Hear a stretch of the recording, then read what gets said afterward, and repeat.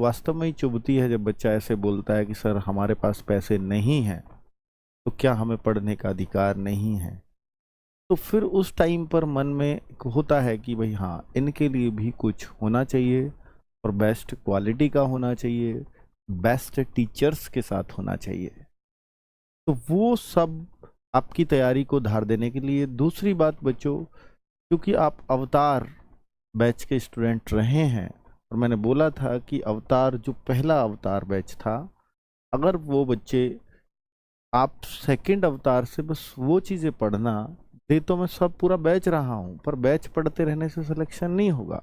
अगर पहला अवतार आपने अच्छे से कंप्लीट किया, कुछ चैप्टर्स अगर आपके कमजोर हैं तो अवतार 2.0 से कर लो, लेकिन उसके बाद आपको प्रैक्टिस सेट्स की नीड पड़ेगी। आपको उसके बाद क्या करना चाहिए, उनके लिए भी बहुत बेनिफिशियल आज ये वीडियो होने वाला है। और सारी चीज़ों पे बात करेंगे, हर उस बच्चे की जो नौकरी पाने की चाह रखता है, चाहे उसके पास पैसे हों या ना हो। उसके लिए बच्चों हम लोग हाजिर हैं, मैं हूं आपके साथ। तो यहाँ पर एसएससी जीडी 2024 हमारा टारगेट है, जिसमें फिलहाल, अगर फिलहाल की बात करूं, क्योंकि देखो ये खबरें आगे बढ़ती घटती रहेंगी, 26,146 पद फिलहाल हैं। आगे हो सकता है ये 30 हो जाए, 35 हो जाए, 50 हो जाए, नहीं पता मेरे को कितने बढ़ेंगे नहीं बढ़ेंगे। बस फिलहाल आप ये मान के चलिए हमारे पास यही वैकेंसीज हैं, इन्हीं को हमें टारगेट करना है। मैंने पहले भी बताया है, ये 26 से 45 या 50 हजार भी आ गई ना, तो ज़्यादा से ज़्यादा कट ऑफ 2-3 नंबर ही डाउन जाएगी।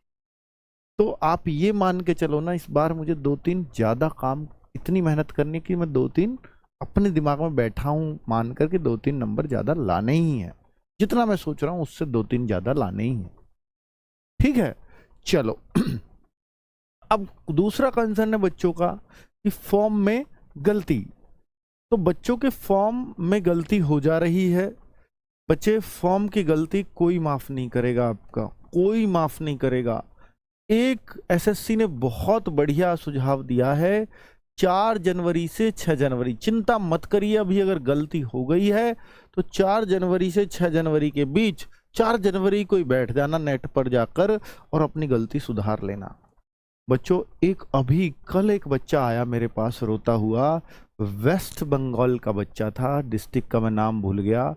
उस डिस्ट्रिक्ट में उन्होंने साउथ और वेस्ट, जैसे मान लीजिए कोई प्रयागराज है, प्रयागराज नहीं, मैं कानपुर है, कुछ भी है भाई, उस, क्योंकि डिस्ट्रिक्ट का मेरा नाम याद नहीं है, तो उसमें लग रहा था जैसे साउथ प्रयागराज। बच्चा था नॉर्थ प्रयागराज का, उसने सिर्फ साउथ प्रयागराज भर दिया। मैं एग्जाम्पल ले रहा हूँ, ऐसे ही एक वेस्ट बंगाल में डिस्ट्रिक्ट था। तो बच्चों, वो दोनों ही डिस्ट्रिक्ट बॉर्डर डिस्ट्रिक्ट में आते थे। उस बच्चे का सिलेक्शन हो गया सीआरपीएफ में।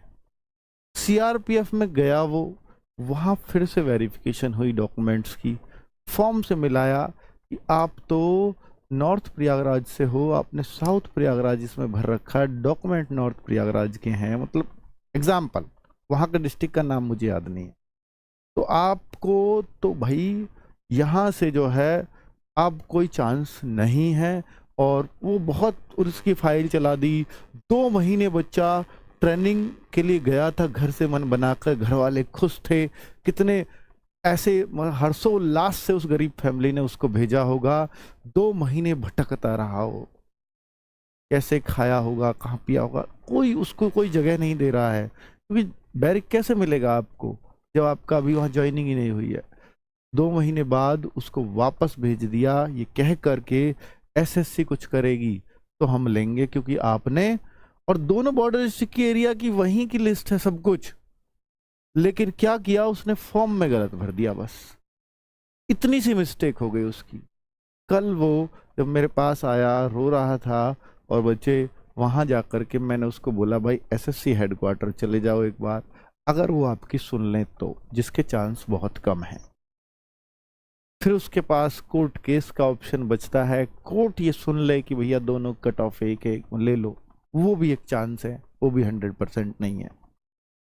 ठीक है, तो बच्चों, एक फॉर्म की गलती उसका कैरियर खा गई।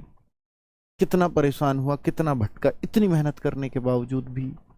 तो प्लीज फॉर्म को देख करके भरना। एक एक डिटेल, एड्रेस की गलती थी सिर्फ, उस एड्रेस ने उसकी लाइफ बदल दी, पूरी बर्बाद कर दी, ये समझ लो, है ना।